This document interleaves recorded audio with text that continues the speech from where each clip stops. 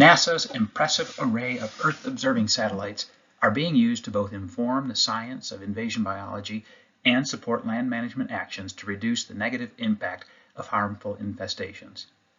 This work involves agricultural pests in Africa, invasive fish in the Pacific Northwest, and increased fire caused by non-native grasses. The focus of this presentation will be on how NASA assets are being used to better understand the detection, impact, and spread of forest pests, starting with observations in the northeastern United States.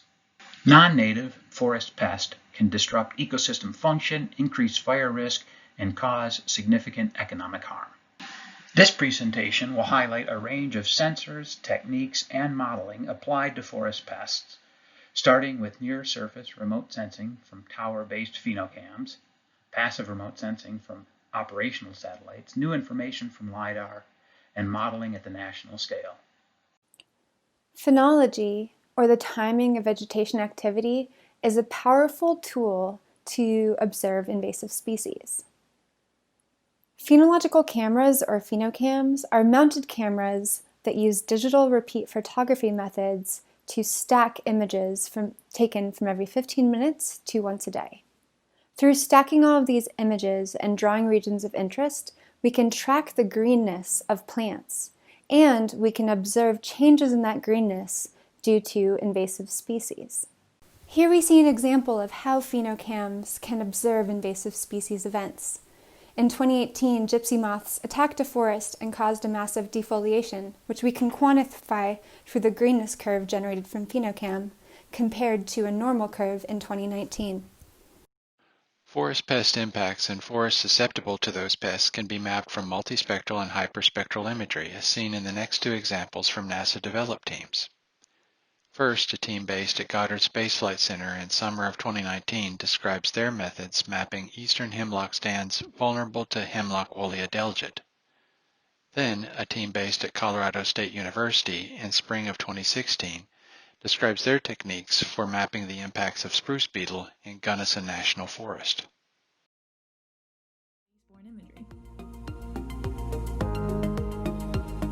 Our team used data from NASA's Landsat 8 OLI, Terra Aster, and the European Space Agency's Sentinel-2 MSI to model eastern hemlock across New York. Using this freely available satellite data can offer an accurate and cost-effective method for predicting eastern hemlock stands. Using Google Earth Engine, we applied field data from across New York State to train our distribution models, enabling them to predict hemlock presence in the state. The team employed a zero-inflated model that draws on spruce mortality reference data and a satellite imagery stack to create percent cover maps of spruce mortality. Step 1 involved a unique methodology where 2,000 30-meter square grids were overlaid on high-resolution imagery. Each point in the grid was used to uniformly determine the presence or absence of spruce mortality.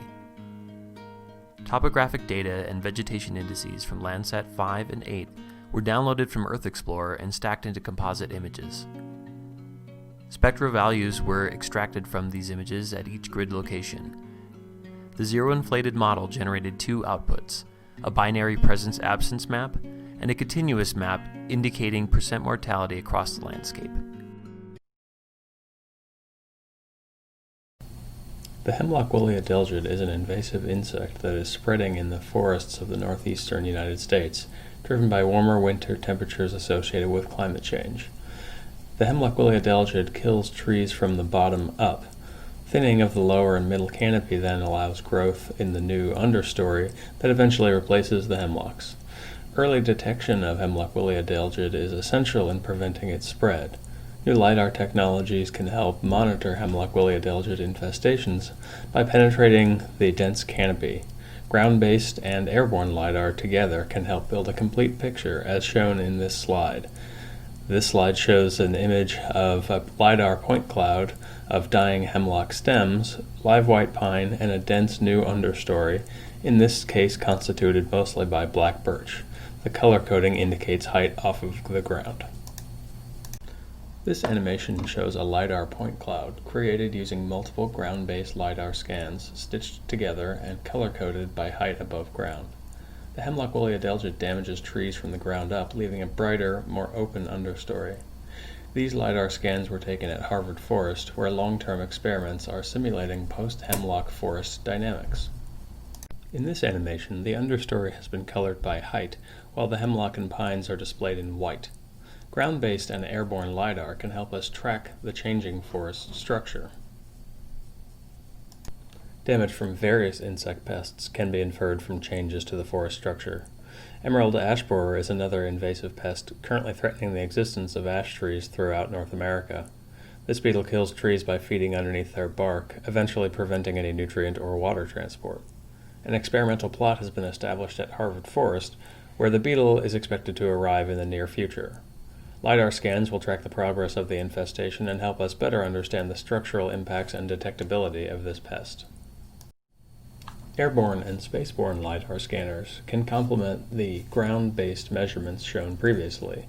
The NASA G-Lite airborne instrument allows the construction of 3D forest structure models over large areas, as shown in the background of this image. The inset map shows a hemlock woolly adelgid affected area, which includes a low-lying swamp as well as hemlock stands. Recent research in this area has integrated NASA G-Lite and NASA JEDI spaceborne LiDAR to demonstrate the canopy loss associated with hemlock woolly adelgid, as shown in the middle figure. The USA National Phenology Network offers phenoforecasts for over a dozen insect pests, including emerald ash borer, hemlock woolly adelgid, as shown in this animation, magnolia scale, pine needle scale, and winter moth. Phenoforecasts are based on published models that indicate management-relevant stages in the insect's life cycles. These maps are updated daily and available 6 days into the future, and at a fine spatial resolution on the USA National Phenology Network's website. Emerald ash borers spend most of their life cycle under the bark of ash trees. However, as adults, they emerge and spread to new trees. The USA National Phenology Network's Emerald Ash Borer Forecast Map shows whether locations are approaching, in, or past the window when adult beetles are expecting to be flying and can potentially be controlled. As the year progresses, you can see locations shift from blue and green tones, which indicate the location is not yet experiencing conditions associated with adult emergence, into yellow, which is when the adults have emerged and are flying. Eventually, locations progress to tan and brown, indicating the window for controlling the flying adults has passed. This presentation has shown how using insights from near-surface remote sensing, operational satellites, cutting-edge LiDAR, and modeling at the national scale all help inform our understanding of forest pests and can lead to more effective methods to minimize their negative impact. This video is a collaboration between NASA Goddard Space Flight Center's Hyperwall team, the PhenoCam team at Northern Arizona University, the NASA Develop program, the University of Massachusetts Boston, and the USA National Phenology Network. The effort was coordinated by staff to the National Invasive Species Council. The goal of the Council is to coordinate, sustain, and expand federal efforts on the prevention, eradication, and control of invasive species. As a member of the Council, NASA provides unique and valuable information for these efforts.